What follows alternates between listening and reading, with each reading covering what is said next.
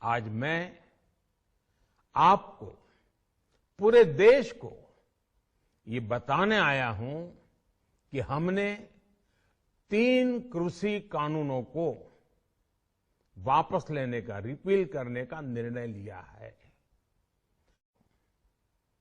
साथियों, हमारी सरकार किसानों के कल्याण के लिए, खासकर छोटे किसानों के कल्याण के लिए, देश के कृषि जगत के हित में, देश के हित में, गांव गरीब के उज्जवल भविष्य के लिए पूरी सत्यनिष्ठा से, किसानों के प्रति पूर्ण समर्पण भाव से, नेक नियत से ये कानून लेकर आई थी।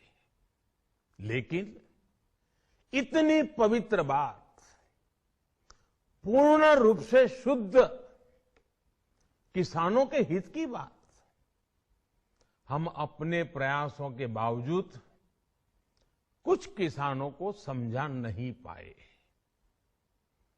भले ही किसानों का एक वर्ग ही विरोध कर रहा था, लेकिन फिर भी ये हमारे लिए महत्वपूर्ण था।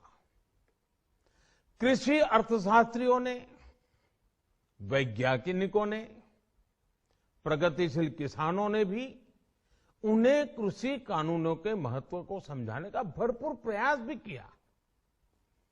हम पूरी विनम्रता से, खुले मन से उन्हें समझाते रहे। अनेक माध्यमों से व्यक्तिगत और सामूहिक बातचीत भी लगातार होती रही। हमने किसानों की बातों को, उनके तर्क को समझने में भी कोई कोर कसर बाकी नहीं छोड़ी।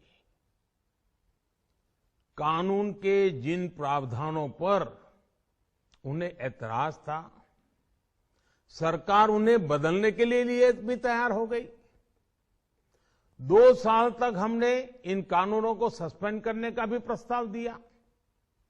इसी दौरान ये विषय माननीय सर्वोच्च न्यायालय के पास भी चला गया। ये सारी बातें देश के सामने है, इसलिए मैं इनके अधिक विस्तार में नहीं जाऊंगा।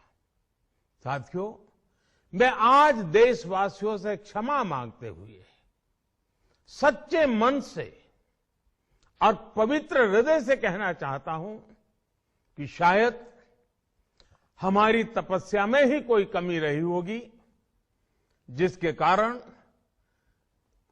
दिए के प्रकाश जैसा सत्य कुछ किसान भाइयों को हम समझा नहीं पाए। आज गुरु नानक देव जी का पवित्र प्रकाश पर्व है। ये समय किसी को भी दोष देने का नहीं है। आज मैं आपको, पूरे देश को ये बताने आया हूं कि हमने 3 कृषि कानूनों को वापस लेने का, रिपील करने का निर्णय लिया है। इस महीने के अंत में शुरू होने जा रहे संसद सत्र में, इसी महीने में, हम 3 कृषि कानूनों को रिपील करने की संवैधानिक प्रक्रिया को पूरा कर देंगे। साथियों, मैं आज अपने सभी आंदोलनरत किसान साथियों से आग्रह कर रहा हूं, आज गुरु पर्व का पवित्र दिन है। अब आप अपने अपने घर लौटे, अपने खेत में लौटे, अपने परिवार के बीच लौटे। आइए एक नई शुरुआत करते हैं, नए सिरे से आगे बढ़ते हैं।